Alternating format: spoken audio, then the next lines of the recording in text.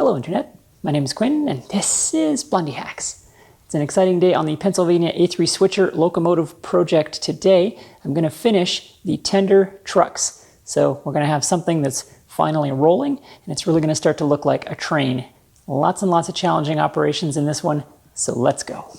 The first parts today are the so-called side bearings. As the truck rotates underneath the frame of the tender, it needs something to ride on. That's what these little blocks do. You start by rough cutting them to length from this bar stock.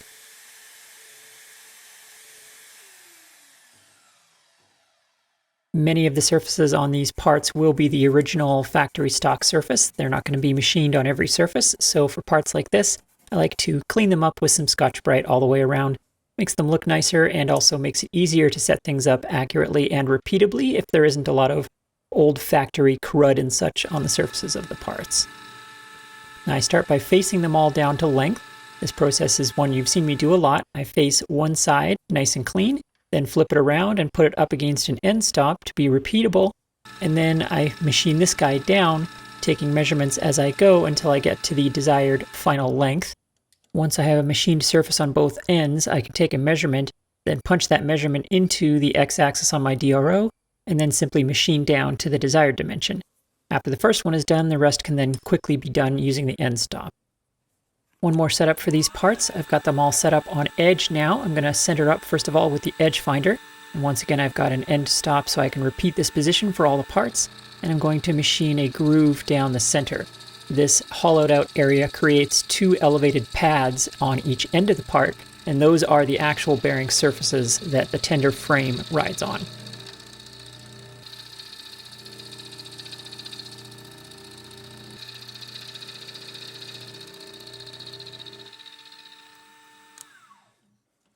Once again, thanks to the end stop, once that first one is done, I can easily swap in the other three, and I don't have to measure anything or edge find anything. The values on the DRO for the second part will all be the same as they were for the first part. Now for some mounting holes. Once again, I didn't have to edge find anything because my reference was the center of the parts, so I can easily translate outwards to find these holes. Nothing special here, except you may have noticed my parallel setup changed. I've got two thin parallels underneath the part now. Changing that out does not mess up my edge finding or my end stop because that may change the vertical position of the part in the vise, but the horizontal position in X and Z is still the same because that's relative to the vise. These also get a deep counterbore for the bolt heads. I'm just using a regular drill for that. That's good enough for this situation. These blocks are quite tall, but the screws that mount them are not especially long, so the deep counterbores enable that. If I did my job right, that should come through the bottom just a little bit, and that looks good. So run through the other three, same way. Once again, end stop for the win. I can show you how these blocks work now. They bolt onto the ends of the upper suspension bar, the bolster. Now hopefully you can visualize with this plate how the tender frame will be sitting on those bearing blocks with the suspension, but can still rotate as needed for going around corners. On now to the tender frames, which connect all of these pieces together and form what will finally be the trucks for the tender. This is what's called an arch bar truck. It's an old design. This locomotive dates to about 1911, so hence the old design for the tender trucks. It's not an especially strong design, which is why we don't use it anymore, but it is very easy to make. No doubt that's why they chose to do it this way back in the day. This would have been easy to construct with basic forging techniques that they would have had in their factories. And it's certainly strong enough for the relatively light-duty rolling stock that they used at the time. It wouldn't be strong enough for the heavy rolling stock that we have nowadays. The design consists of three parts: an upper arch bar, a lower arch bar, and a tie bar. Let's get started making all of those parts. Everything comes from flat sheet stock of two different thicknesses. The tie bars are fairly thin, and the arch bars are quite a bit thicker. I'm going to start by rough cutting all the pieces to width, and they're all made quite a bit over length because we're going to be bending them. And when making bent components, you always want to finish them to length after doing the bends, so you don't have to worry about trying to predict exactly how much material is going to be consumed by the bending. All those pieces now need to be machined parallel and down to dimension on the two long sides. I started out doing the method that Kozo recommends in the book, which seemed pretty reasonable, and that's to gang the pieces together all in one setup and machine them all at once, since they're all the same width. This seems reasonable enough, but the devil is in the details here. As you'll see, this didn't work out very well for me. However, let's get started by machining one face of all of them. This is very straightforward. You can see that not all the pieces are sitting down on the parallels, and that's partly because they're all rough cut, but also it just doesn't matter very much because they're well oversized. So as long as you get one cleanup cut on one side of each piece, there will be plenty of material to get them down to dimension on the other side. Accuracy and precision are required for the next step, so everything has to be deburred before we continue. You might notice this brass is yellower than the other stuff I'm using, and that's because this is 260 brass, not the usual 360 free machining brass that you usually see me use. Brass sheet stock generally only comes in 260. They both machine just fine.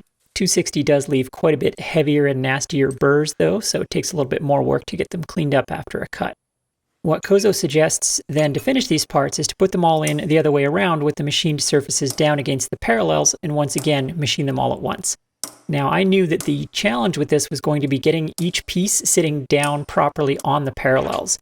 So to assist with that, I tried tapping each one in place with a very small punch that's smaller than the thickness of the material, but that didn't work very well. And the other issue is you have to have a stack of parallels that's just slightly thinner than the stack of material is, because each piece has to be sitting firmly on a parallel, but the stack of parallels has to be thinner than the stack of material or else you won't be able to clamp on the material. That turned out to be quite difficult to do. I did find a 3-piece stack worked okay, so I thought I could do them in batches of 3. You'll note I've added toolmaker's clamps as well to clamp the stack together at the ends, because where this thin material sticks out past the edge of the vise, if you're not careful, the end mill can grab it and, well, then this happens. I learned this the hard way, and I scrapped one part. This seemed to be going okay. I machined this down until I had a cleanup cut and started taking measurements. Once again, I've tapped down each of the pieces separately, so they should all be sitting on the parallels. Do some deburring once again, and I can check my final measurements to see if I've hit the tolerance that's needed. But, well, the news was not good. These first 3 pieces, I checked the measurements in 3 places on each piece, and honestly, they were just all 1 or 2 thousandths outside of the tolerance. They just really weren't very good, and I was not at all happy with the quality of these parts. I decided to make them again. Maybe they would have been okay, they weren't that far out of tolerance, but I decided I wasn't happy with them, and I set it up again with a different technique. What I decided is that the gang milling works just fine for creating the initial reference surface on all the pieces, but when it comes time to make the precision cuts on the other side of each piece, you really need to do them one at a time. There's just no way to ensure that every piece in the stack is sufficiently tapped down snugly against the parallel so that you're getting parallel and accurate cuts on the important far side of each one. Instead, I decided to bring in my sheet metal clamping system. This is something I built for the boiler, but it's very useful for parts like this as well. I can put the machined face down against a thin parallel in between the clamping bars. Then at the bottom of the clamping bars, I put a small piece of scrap that's the same thickness, which ensures parallel clamping. And then there's also a nut and bolt that goes through each end of the clamping bars near the top to ensure a really good clamp all the way down the length. This setup works really, really well for machining these kinds of really thin and short parts. It also helps to have very thin parallels. This way I've got just one piece in there, and it's very easy to ensure that the piece is tapped down tight against the vise, and I know I'm getting accurate parallel cuts then. So, as a test then, this is the first part with this new approach. I need to deburr it, of course, before measuring. It goes without saying this method is a lot slower than the gang milling, but if the accuracy is there, then I think it'll be worth the extra hours. And survey says 3 checks, all within 1 thou of each other, and dead nuts the center of the tolerance. Metric horns of victory. I'm so glad I don't have to make 8 of everything anymore like I was doing previously. Now I have to make 12 of everything. Yeah, careful what you wish for. Here are the 12 arch bar pieces brought to that point. They're all still rough cut to length, but finished to an accurate width. You can see the 2 different thicknesses of material there as well. Now comes the tricky part, all of the bending and drilling. For this, we're going to need a bending and drilling fixture, or jig, perhaps is more accurate. We're going to need 2 of them, in fact. So to cut these, I'm going to use this piece of steel that I found in the scrap bin. Need a couple of decent-sized chunks of this. So I will rough cut these out on the bandsaw. I've got a coarse blade set on the bandsaw now. I had a very fine pitch blade for cutting that sheet metal. The sheet metal was a little too heavy for my shear, so I had to use the bandsaw for that. But the bandsaw made short work of this thick stuff as well with a nice coarse blade on there. These little bandsaws are really quite amazing in what they will do. Those two blocks then get squared up on the mill. I'm using the traditional stock squaring method, which I've shown lots, so I'm going to skip over it here. If you want the details on this process, check out my Mill Skills playlist where I talk about this in great detail. These are going to be fixturing and drilling jigs, so I'm going to need them to be as accurate as possible. So I'm taking my time here to get them really right on dimension and make sure everything is nice and square.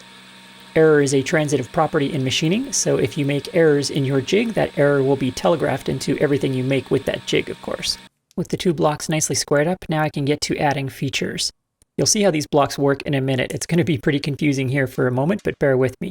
Both blocks get the same pattern of threaded holes and clearance holes drilled in the top and bottom of them. These holes allow you to align the pieces that we're going to be bending and allow you to get the angles of the bends correct and also allow us to get the holes drilled in the bent pieces. It's all very clever, and I'm doing all of this to Kozo's drawings. He invented this fixture, and I'm really not sure how I would have done it without his help, because this is a very tricky thing to do, and his fixture for doing it is very clever. The last piece is a bar that goes across the top, and this is a bending guide and drill guide as well. This guide gets some marks placed on the ends. As you'll see, these are the bending guides, and then the drill guide gets attached to the top of one of the blocks, and we are ready to go. The first job that this fixture will do is give me a way to mark the center bends on the arch bars. With a complex bent structure like this, you always want to work from the center outwards.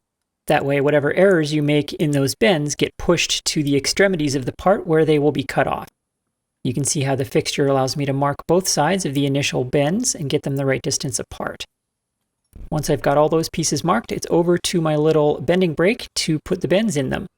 This is done very carefully because it's a lot easier to get this correct the first time than to have to go back and forth bending and unbending the part multiple times. It's also really important to keep the pieces square to the machine while doing this. So I go a little bit at a time and try not to overshoot it. That's really the best way to do it if you can. Of course, on my first attempt, I did overshoot it a little bit. The scribe lines on the edge of the jig tell me when the bend is correct. The edge of my stock should come just to that line. So I've overshot it a little bit. I went and straightened it on the vise, and now that's in the correct place. You see how that scribe line just lines up with the top surface of the bent material. That's the mark that tells me when my bend is at the correct angle. It's a really clever little jig. Then the other side is bent the same way, of course. I got a lot better at this by the time I got to the end of the 12 parts. I got to the point where I could pretty much hit the angle in one go, but the first couple of pieces I had to go back and forth to the vise a little bit to straighten it and rebend it a little bit. What's impressive about this jig is how repeatable it makes a tricky operation like bending sheet metal. You can see these parts here are about as identical as 4 pieces can be that were bent by hand, and that's all thanks to that clever jig. The next trick this jig has up its sleeve is that it is a drill guide for the 2 holes that go in the center of that bent area. This order of operations is really key. It's pretty straightforward to put holes on a part relative to a bend, but putting a bend in a part relative to some existing feature in exactly the right place is very difficult. Bends have a way of not ending up quite where you think they're going to. So that's why we do the bends first, and then this simple jig aligns the holes relative to the bends. That's why the block is also made of steel, because it's going to be used as a drill guide, as you see here. So I line the drill up, more or less. The beauty of a drill guide is it doesn't have to be perfect. And then I drill through into some sacrificial stock set up below the piece. The other reason to use a drill guide here instead of the DRO, as I would normally do, is that there's really nothing to reference here. You can't edge find on a bend, and there's really no other way to reference the correct locations for these holes, so a drilling guide is really the way to go here. You can see what a perfect job that does. Those holes are exactly where they should be relative to some tricky bends. Those bends now allow me to anchor the piece to the fixture in a repeatable way so I can get the 2 final bends in there. Getting these bends in the correct place is the trickiest part. They need to be slightly inboard of where the scribe line is because of the thickness of the material. I found that the square needed to be about 1 material thickness above the fixture for this bend to end up in the right place. I determined that somewhat by trial and error. You'll notice how the jig holds everything square as well with the sides of the material and the fixturing holes. Marking both ends of the second bends, I go back to the brake and I get those bends in position. For the first bend, I can place the piece on the side of the fixture, the same as I was doing for the two inner bends, and that will allow me to visualize when the bend is at the correct angle. It should come out parallel to the top surface of the fixture. Once I've got that in a good place, then I can go and do the other end. Once I've got both ends done, then I can bolt the piece to the top of the fixture. And if I've done my job right, the ends should land flush and parallel to the top surface of the fixture plate. As you can see, those came out pretty good. They're not totally perfect, but this was the first one I did, which tells you that the fixture makes this fairly easy because on my first try, I got one that was acceptable. And once again, I did get better at this as I went along. The repeatability of this jig is really excellent. The thicker upper arch bars were done the same way because they have the same angles and the same jig.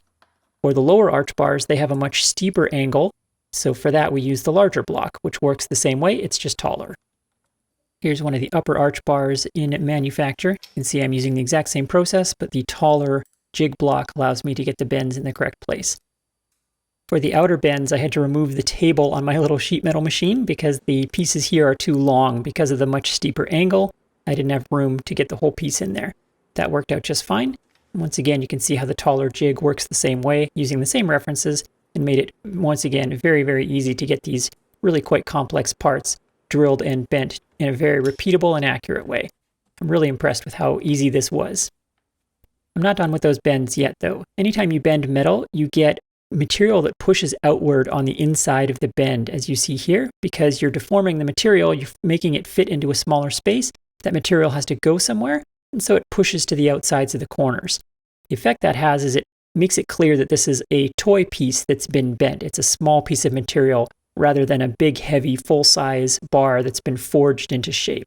Luckily, the fix for this is easy. A few strokes with a file sitting down on the bench smooths out those little puckers on the edges of the bends and makes them look nice and clean, as though this was a heavier, big steel bar that's been forged into that shape, rather than a chintzy little toy piece that's been bent on a simple sheet metal bender.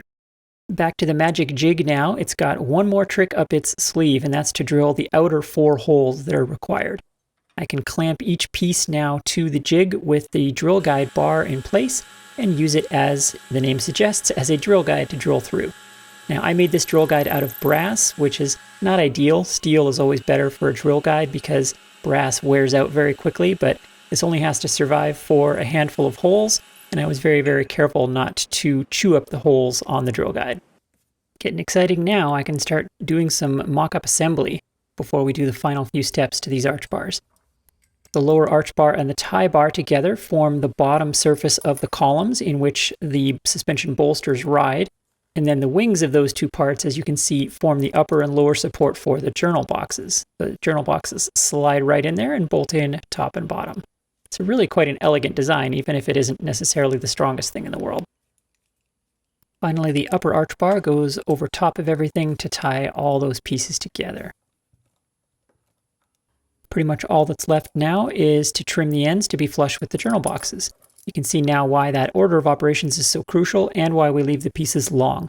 Imagine trying to get all of those complex bends in exactly the right place and have all of those holes line up when you're done. You'd never be able to do it. So that's why you work outside in, and you always do the bends before the holes. To trim the ends, I start by cutting them fairly close with the bandsaw. Not too close. It would be very, very sad if you cut into the journal boxes doing that, and then finish them up on the die filer. Or of course, if you don't have a die filer, you could do this by hand. But, you know, I recently built a die filer, and turns out this is a particularly good job for a die filer. So I'm going to use my die filer that I have, because I built a die filer. Let's do another test assembly, this time with the axles and bearings, so you can see how it all goes together. The columns and upper arch bar slide down over the bolsters. Then the lower arch bar and tie bar go in. Now you see probably one of the primary design criteria for the arch bar truck, which is that the journal and axle assemblies slide in from the end, which makes for very easy maintenance. Just 4 bolts, and you can change the bearings or remachine an axle, remachine a wheel, anything like that. On the model, as in real life, ease of maintenance is a really key feature of the arch bar truck design. Here are the 2 trucks assembled. One is upside down so that I can show you some of the suspension action. Here's the tilting that I alluded to earlier when we made the suspension system. Those angled cuts, you may recall, in the bolsters allow that tilting action. And then the suspension, as you can see from above, compresses. And then from the sides, you can see the twisting action that is afforded by the angled cuts in the bolsters and by the barrel shape of the bearings. That's essential for following the track, and also, as I said in the wheel making episode, allowing the wheels to ride up onto a radius that they need for going around corners. Okay, it's time for paint. After the mixed results I got on the wheels, I did some more paint tests. This is also going to be brass, which is notoriously difficult to paint. Nothing sticks to brass. I did a bunch of research on this. I considered blackening, I considered powder coating, and this is the process that I landed on. It's an acid etch primer followed by a durable top coat, or at least that was the hope. It's obviously not standing up to the razor blade very well, but the durability does seem better than the wheels, so I was sort of cautiously optimistic that this would work. The process that I choose has to be easy enough to do with materials that I can get locally and not interfere too much with the fit up of parts. Most of those criteria eliminated powder coating as an option. Blackening was tempting, but blackening brass doesn't make it look like paint, it makes it look like old-timey brass, so it would look like an old-timey model of a locomotive and not the real thing. I followed the surface prep to the letter. I gave all the pieces a key with 320 grit paper, then everything was degreased with acetone. Finally, the acid etch primer was applied in 3 thin coats, giving 10 minutes of drying time in between, again following the instructions on the label to the letter, and then the enamel top coat was put on in 3 thin coats after that. Now, a lot of people are going to say you have to bake enamel paint. That's actually not true. You can bake it to speed up the curing, but the data sheets are quite clear on this, that just letting it cure for several days is just as strong as baking it. I don't have an oven that I'm prepared to fill with nasty solvents, so I opted to let it sit. I only did a little bit of masking in areas where it was going to be difficult to remove the paint after the fact. Unfortunately, I did get some damage from removing that tape. The adhesion on this paint is definitely not great, unfortunately. But at this point, I have to press on. Most areas it was easier to remove the paint after than it was to mask. So for example, on the columns, the bearing surfaces need the paint removed and they're proud of the surfaces around them. So a little bit of sanding on a glass plate is all that was needed. Now I'm fitting everything back together using slot-headed screws temporarily. Everything's going to fit a little bit differently with the paint now, so I got to make sure everything still goes together nicely. I had to remove paint from a few close tolerance fitting areas, like around the journal boxes.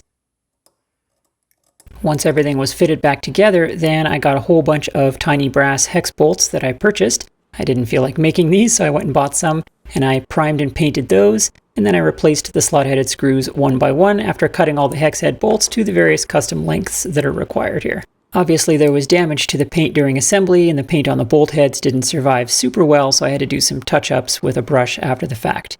I'd say from a normal viewing distance it looks nice, and it's certainly, YouTube perfect, but I can definitely tell that this paint is not going to be very durable.